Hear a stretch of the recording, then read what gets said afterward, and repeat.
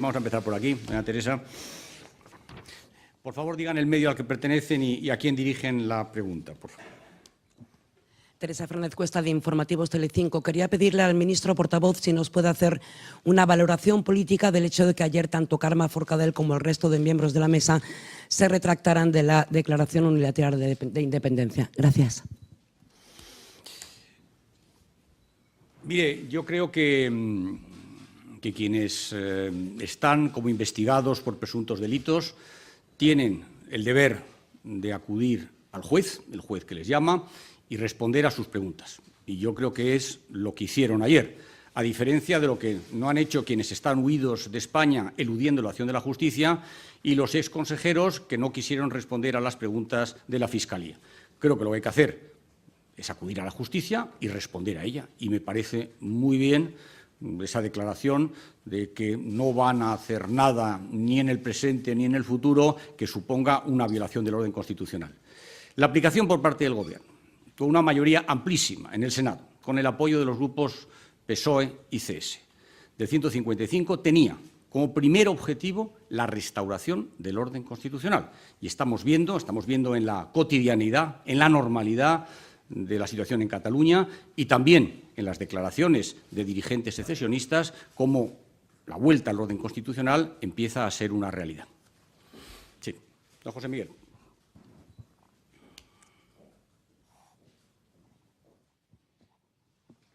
Gracias. Buenas tardes. José Miguel Blanco, de la agencia EFE. Si el Gobierno considera que la decisión del Tribunal Supremo en relación con la presidenta del Parlamento puede contribuir a que haya una campaña menos tensa en Cataluña, y por otro lado, si el Gobierno da ya por perdida la candidatura de Barcelona para la Agencia Europea del Medicamento, como dan por hecho ya medios internacionales, y si cree que ha sido determinante para ello la situación política en Cataluña. Gracias. El Gobierno no da por perdido nada, el Gobierno va a batirse hasta el final porque la Agencia Europea del Medicamento esté en Barcelona. Y precisamente quiero decir con toda claridad que es un empeño de las instituciones catalanas y muy especialmente de la ministra de Sanidad, que es catalana, doña Dolores Montserrat, que hoy mismo ha seguido pugnando por ello. Hasta el final lo haremos.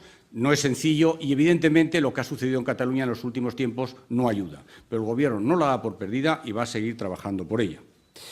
Mire, yo creo que la decisión de aplicación del artículo 155, de recuperación del orden constitucional, de la normalidad, de la convivencia, también llevaba aparejada una decisión política de primer orden, la convocatoria de elecciones, el que los catalanes se expresaran y tuvieran también ocasión de expresarse sobre lo que ha pasado en estos últimos 5 años en Cataluña y la deriva radical y de pérdida en bienestar económico y social a las que le ha llevado el secesionismo. Por tanto, el Gobierno lo que espera es que las elecciones permitan expresar cuáles son los proyectos de futuro para Cataluña.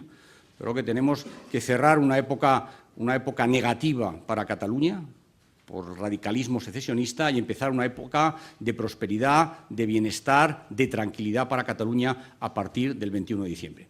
En cuanto a las decisiones de los tribunales, ya saben ustedes que el Gobierno las respeta y las acata. La separación de poderes implica también la separación de responsabilidades y el Gobierno sobre eso no tiene nada que opinar. Don Pablo.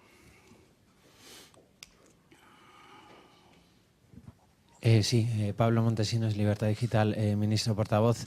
El ministro Dastis ha dicho esta semana en la BBC que la reforma constitucional podría ser para acomodar mejor las aspiraciones de algunos catalanes. Me gustaría saber si el Gobierno ya está trabajando en esa reforma de la Constitución, si está habiendo contactos con el Partido Socialista, si nos puede decir algo en ese sentido. Y con respecto a la jornada de huelga que se vivió en Cataluña, me gustaría saber si el Gobierno hace algún tipo de autocrítica ante el colapso que se vivió en algunas carreteras y en las estaciones de tren de Cataluña, como usted mismo ha subrayado en su comparecencia. Y aprovechando la presencia de la ministra de Defensa, me gustaría saber, ministra, cómo se está viviendo toda la situación de Cataluña en el Ejército, si se está viviendo de alguna manera especial o no. Muchas gracias.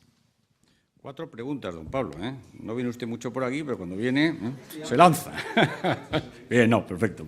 Mire, respecto al primer tema, creo que el próximo 15 de diciembre se va a constituir formalmente en el Congreso de los Diputados esa comisión sobre la ordenación territorial de España. La posición del Gobierno siempre ha sido la misma. Cualquier iniciativa de reforma constitucional debe residenciarse en el Congreso de los Diputados, y eso es lo que se va a hacer. Y ahí vamos a estudiar, vamos a analizar, vamos a ver qué propuestas hay y vamos a ver también qué apoyo tienen las propuestas, porque muchas veces se hacen propuestas y al final, para modificar, como usted sabe, la Constitución, hay una serie de procedimientos de reforma que tienen unas exigencias importantes. Por lo tanto, vamos a estudiarlo con calma, con tranquilidad. Reformar la Constitución es importante, y más una Constitución como la del 78, que ha sido la garante de los mejores 40 años de la historia de España. Pero eso lo vamos a hacer y vamos a participar en ella. Y nos gustaría que todos participaran en ella, porque hemos visto algunos adalides del diálogo que ya han dicho que no van a participar, y me refiero a Esquerra Republicana de Cataluña.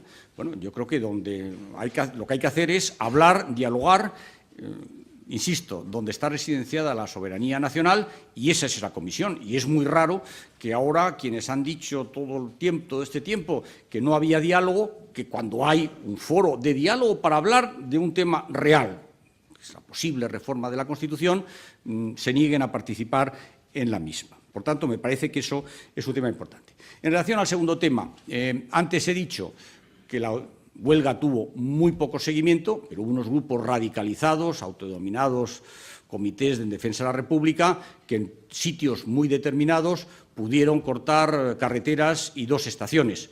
Pues bien, mire, yo creo que a quien perjudicaron, sobre todo, fueron a los catalanes, a los que no pudieron desplazarse, que vieron sus libertades menoscabadas. Esos son los que tienen derecho a quejarse.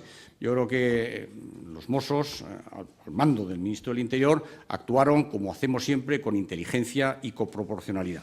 Pero yo estoy seguro que a los catalanes, a la inmensa mayoría de catalanes, no les gustó la actuación de ese tipo de piquetes. Y estoy seguro también que algunas prácticas que hemos visto, que hemos conocido y que el Gobierno va a investigar, como la utilización de niños para impedir el paso de coches en la autopista, también es una práctica deleznable que investigaremos.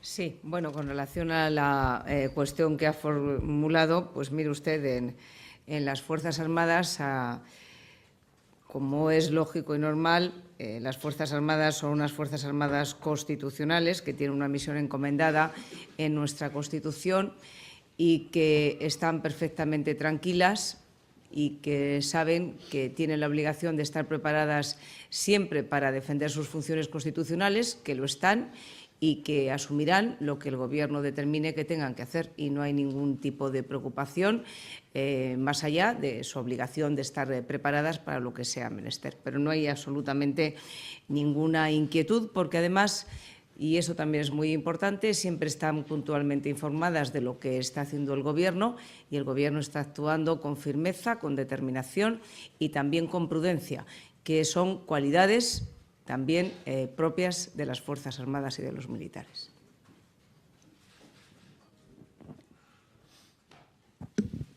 Buenas tardes. Anabel Díez, del País. A los dos, por favor, a los dos ministros.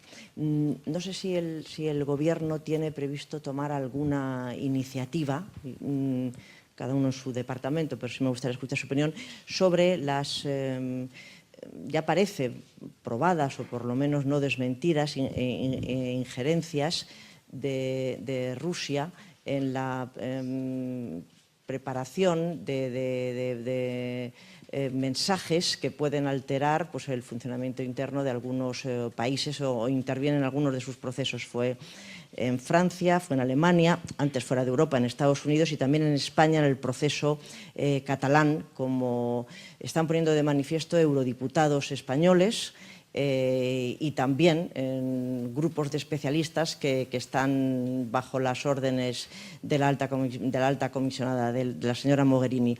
No sé si el Gobierno español tiene previsto tomar alguna iniciativa al respecto y se lo pregunto, por favor, a los dos. Muchas gracias.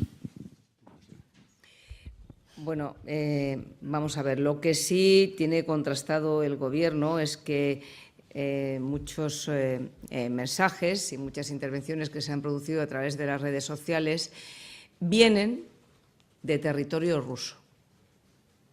Y utilizo la expresión exacta, de territorio ruso. Esto no quiere decir necesariamente que tengamos constatado que es el gobierno ruso.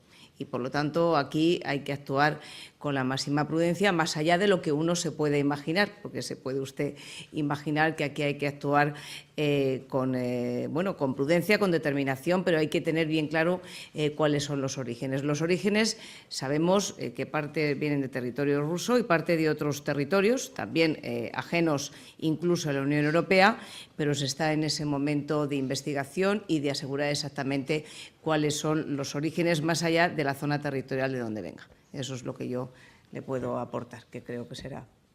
No, sin duda. Yo añadiré otra cosa. Añada a esos países que usted ha mencionado también las elecciones presidenciales en Estados Unidos, ¿verdad? Este es un tema grave, es un tema donde la democracia tiene que hacer frente a los retos de las nuevas tecnologías. Las nuevas tecnologías constituyen un avance muy considerable para la vida de los ciudadanos, pero pueden tener también un uso negativo. Y, por tanto, como se trata de un posible ataque a los fundamentos de la democracia en Europa, creemos que la respuesta fundamentalmente también debe ser europea.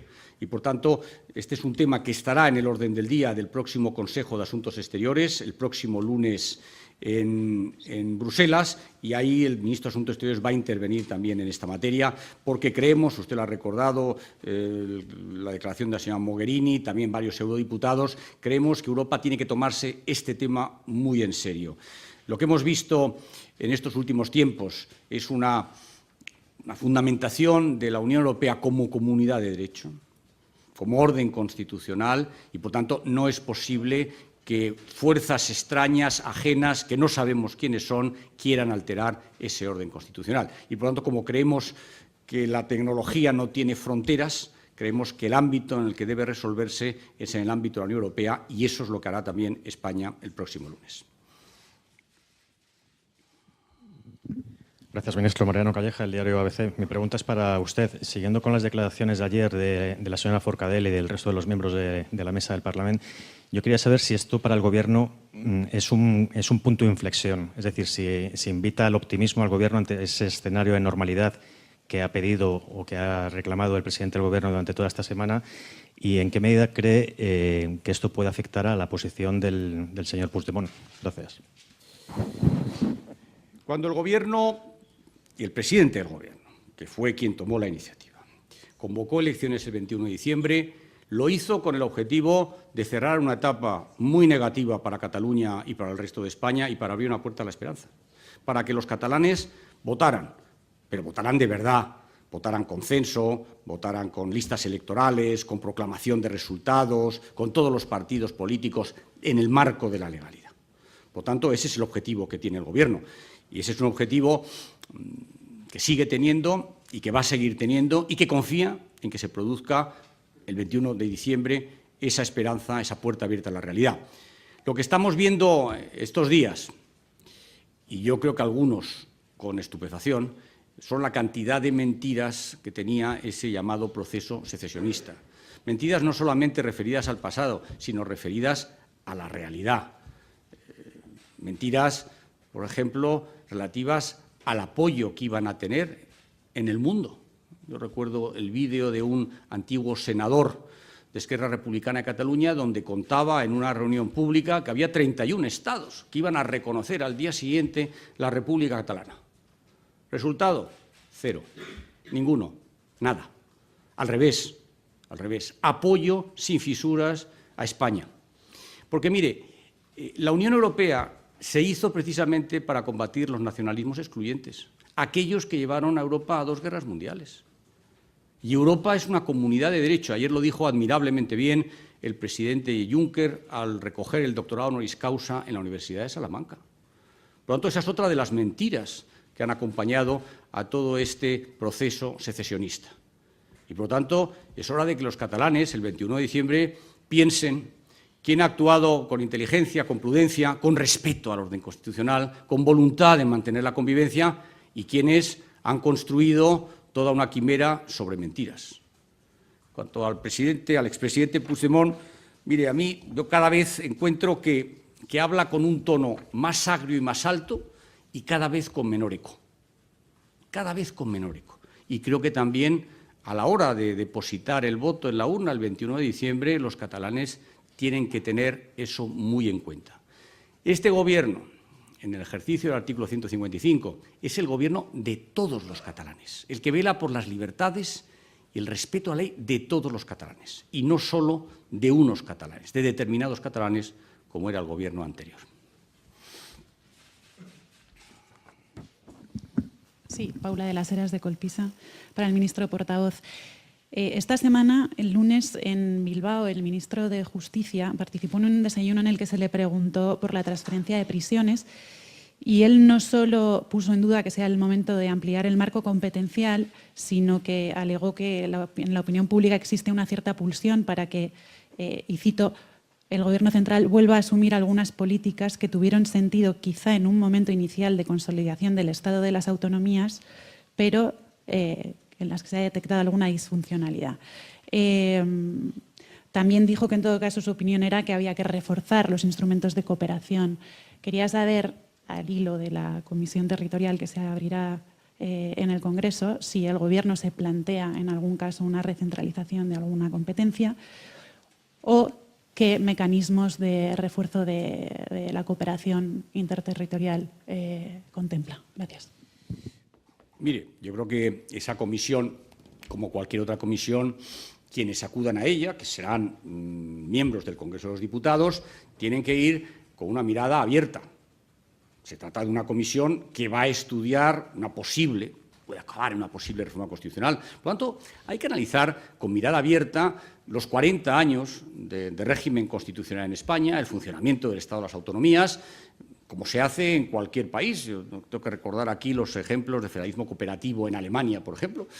Hay que analizarlos. Yo mismo, en la Comisión de Educación, si me permite que me cite, hace poco he comparecido y he dicho que tendríamos que plantearnos todos sobre las transferencias que se han producido, el uso que se ha hecho de las mismas, cómo ha funcionado, etcétera, etcétera. Me parece que ese es un ejercicio loable y que todo el mundo debe hacer. Por tanto, yo creo que no hay que ir con ideas preconcebidas, sino que hay que ir a participar, y llamo nuevamente a la participación de todos, esos que nos dicen que no hay diálogo. Aquí hay ocasión de dialogar y ocasión de ver qué es lo que ha funcionado bien, qué es lo que ha funcionado mal, siempre con el objetivo de mejorar, porque lo que debe guiarnos es poner al día la Constitución, siempre si es para mejorar, si es para garantizar más derechos, más libertades a los ciudadanos y acrecentar su prosperidad y su bienestar.